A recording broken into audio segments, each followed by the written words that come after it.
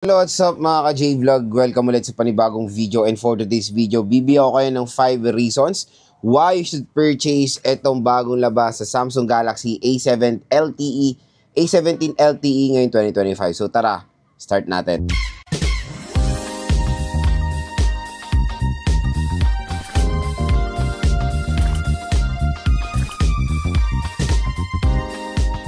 Ayan mga ka-J-Vlog, for today's video, tatalakayin nga natin itong Samsung Galaxy A17 LTE na recently ko lang nakuha dito. At yun nga, bibigyan ko kayo ng 5 reasons kung bakit din naman maganda i-purchase itong smartphone na to ngayong 2025 at kung okay na okay rin naman siya i-consider ngayon. And when it comes sa SRP nito mga ka-J-Vlog, meron tong SRP 9,000 pesos for the 4GB 128, tapos meron siyang 8GB 256 na 12,000 pesos. Pero again, dito sa online, dito sa ating view products, ito, dito sa gilid ng ating video, mura lang at bagsak presyo lang itong A17 LTE. Usually, pwede siya makuha ng 8,000 pesos. So, yun nga, up to 1,000 pesos off ang pwede nyo makuha kasi meron tayong special voucher upon checkout dito sa ating view products. Kaya dyan lang kayo bibili sa ating view products mga ka-J-Vlog. Malaki po yung makukuha yung discount upon purchasing itong A17 LTE. So again, lalagay ko rin yung link ng A17 5G at A16 5G dito sa ating view products. Baka mapusuan nyo yung A16 din. At gagawa tayo ng phone comparison about the Samsung Galaxy A17 5G and the Samsung Galaxy A16 5G sa ibang video. So stay tuned lang. And yun nga, napakamura lang nito sa online below SRP compare pag bibili nyo sa mall. Ayan, almost 10,000 pesos ang price itong A17 LTE. So ito yung newest addition sa Samsung Galaxy A series lineup.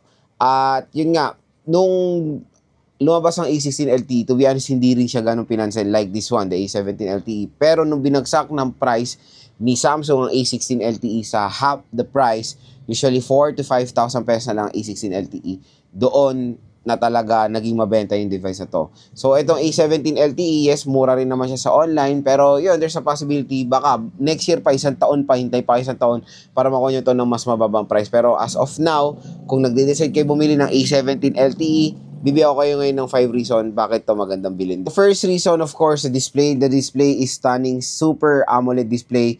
When it comes sa display, ito po ang isa sa pinakamagandang display out there when it comes sa entry-level segment. Same din sa A16 LTE, yan ang isa sa advantage nila sa mga entry-level and even mid-range segment. Kasi usually, ang mid-range and entry, AMOLED lang yan or OLED. Ito, Super AMOLED display. Mas maganda po yung Super AMOLED, of course, compared sa AMOLED lang.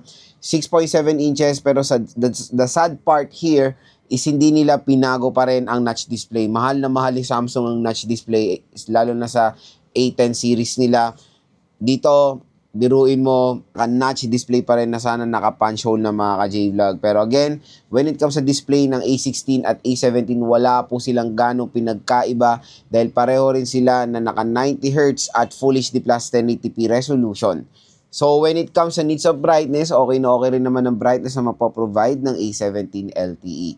So, kung i-compare mo siya sa A16 LTE, wala silang ganun pinagkaiba. Next mga ka-J-Vlog, ito talagang isang reason kung bakit magandang i-purchase sa mga Samsung devices, the Samsung Galaxy One UI or the Samsung One UI. So, syempre, ito ay support ng matagal na OS update. Asahan nyo yan when it comes sa longevity OS update. Meron yan dito sa A17 LTE. Ilang taon po ito masusupport ng OS update. Mga-update pa ito sa Android 16, Android 17, or even Android 18. Diba? So, grabe. Napaka-solid nung longevity na ito. Kaya pang matagalang device talaga gagamitin nyo itong A17 LTE mga ka-J-Vlog. And syempre, the One UI is very user-friendly. At tulad sa mga sinasabi ko sa ibang video ko, isa ang One UI sa pinagkakatiwalaan ko na operating system. Very encrypted yung mga files nila salamat sa Samsung Knox. Kaya lahat ng mga files nyo, no worries, safe na safe dito sa A17 LTE nyo dahil powered to ng One UI version 7. Eh syempre, equipped din to ng AI. The reason mga ka-J-Vlog camera. So, ang camera nito, very rare din natin nakikita for an entry-level smartphone na triple rear camera setup.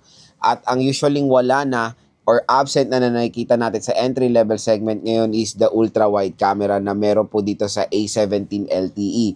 So, kompleto rekados ang camera lente nito. Meron tayong main, ultra, at macro lens. Kumbaga, compare sa mga ibang smartphone brands out there na sinasabing triple, dual, di ba? Pero, in reality, isa lang talaga ang kamerang gumagana. Pero dito sa A17 LTE, lahat po ng camera na yan gumagana mga ka-J-Vlog. Kaya yun din ang isang maganda dito sa A17 LTE na advantage niya sa mga competitors out there dyan. Na triple rear camera system po etong smartphone na to. Fourth reason, syempre, battery. Marami ng mga lumalabas sa battery dyan na 7,000, 6,000. Pero to 5K, malaki rin naman. At based on my experience while using this smartphone, yes, makunat din naman ang battery niya. Lalo nung nagda-download tayo dito, the standby time is great. And yun nga, pag bibili kayo ng A17 LTE and even lahat ng mga Samsung products, expect nyo talaga na wala na pong charger out of the box ang mga Samsung devices kasi naka-slim box na sila. Pero yun, minsan nag-offer naman si Samsung ng mga charger na ginagawa na nilang freebie or promotional na lang na in reality na kailangan dapat talagang nandyan yan sa loob, di ba? Pero wala na yan. And no worries, maglalagay naman ako ng mga legit na, nandito pa tayo, yung charger na pinapurchase natin, Ugreen 20 watts power adapter or 30 watts kung interested kayo.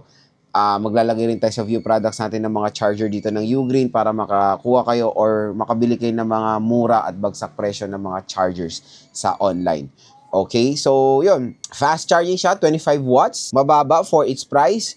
Pero pag bumaba pa presyo nito, medyo magiging perfect na yan. Pero sa as of now, the 25 watt fast charging, mababa for its price. Usually, ang kinukuha natin talaga or yung mga nakikita natin for its price, 33 watts, 45 watts, di ba?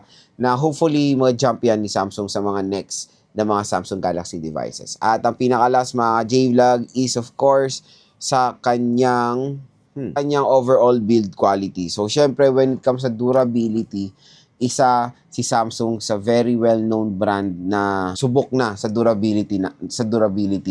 So, asahan natin na pagdating sa tibay, yes, when it comes sa paghawak pa lang dito sa device ito, malata nyo naman din matibay ang pagkagawa sa A17 LTE.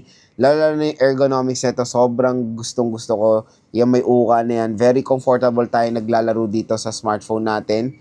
And when it comes sa design, wala namang huge jump sa A16 LTE. Parang pinag-combine na nila lahat lang naman ng mga cameras dyan. Nasa A16 di ba magkakahiwalay. Ito, para na siyang fold or A56 na yung design nito na polycarbonate ang back. Pero no worries when it comes sa overall build quality nito, slim at lightweight din naman itong si A17 LTE. Kaya panigurado, pag gagamitin nyo to, hindi naman din kayo mahihirapan or mahaselan bitbitin ito dahil magaan din naman si A17 LTE. So when it comes sa durability, yan, matibay rin naman itong smartphone na to. So yun mga ka-J-Vlog ang ating 5 reason why you should purchase the Samsung Galaxy A17 LTE ngayon 2025. Napakamura lang sa online. Below SRP lang. Kaya kung interested kayo mag-purchase na itong device na to, dito lang kayo bibili sa ating view products. Dahil dito sa ating view products, below SRP, sobrang mura lang po ng A17 LTE. Syempre, abangan nyo na lang din yung ating full review dito.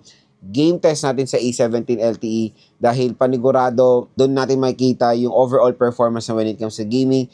And sa chipset pala, sa nagtatanong ng chipset nito, it is powered ng MediaTek Helio G99 na same ng chipset sa A16 LTE. So wala silang pinagkaiba sa chipset na sana ginawa na lang nila tong G200 para naman din ma-rename yung chipset, even though when it comes sa performance sa G99 hindi po nagkakalayo yan. Pero yon specs wise, pareho lang sila ng A16 LTE kaya panigurado yung iba, mas pupusuan ng A16 LTE. Again, ang A16 LTE, very limited na lang ang stocks niya. Pag naubos yan, ito na po talaga ang magiging center stage ng A-series, the Samsung Galaxy A17 LTE. So kung interested kayo bumili na itong smartphone na to sa murang mahalaga lang, dito na kayo bumili sa ating view products. And hopefully mga ka-J-Vlog, nakatulong po ito mga sinabi ko sa inyo pag nagde-decide kayo bumili na itong A17 LTE ngayong 2025.